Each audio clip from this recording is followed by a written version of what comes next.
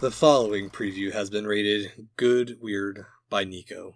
And Just Good by Chris. Of the Good, the Bad, and the Weird podcast. Please check out the full episode when it releases on Wednesday. In this upcoming episode of the Good, the Bad, and the Weird podcast, Nicho and Chris observe a gang of silly Brits as they gallivant around England circa 1932 in Monty Python and the Holy Grail. It is an epic ride involving Frenchmen, small knights who say knee, who end up being very tall, and the police circa 1970s. 100% historically accurate. Surprisingly more accurate than both of us anticipated. Yeah, much more accurate than Braveheart.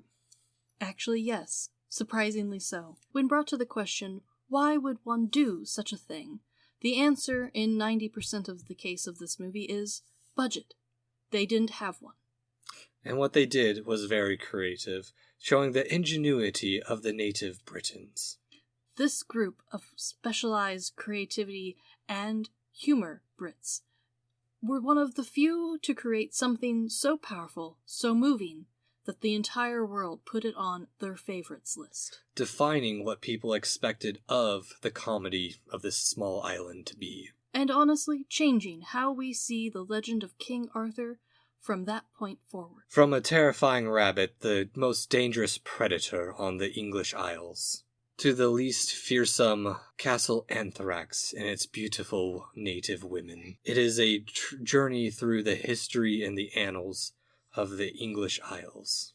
Filmed mostly in Scotland, with an impressive number of 3 to 6 castles actually shown because of budgetary and restrictions placed on them by the Scottish government, we get several flyby photographs.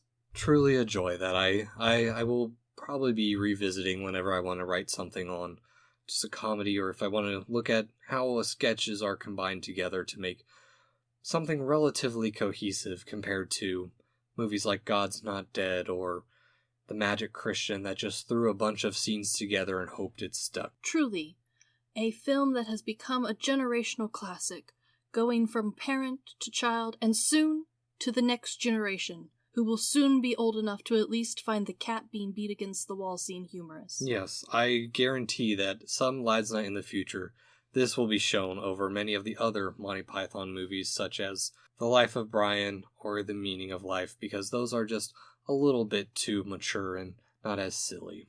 This is truly the epitome of silliness, greatly appreciated and admired by every teen who has come since the 70s. Truly a masterpiece. But, anywho, this has been the Good, the Bad, and the Weird previews. Check out our full documentary interpretation of the movie soon. Thank you. Peace.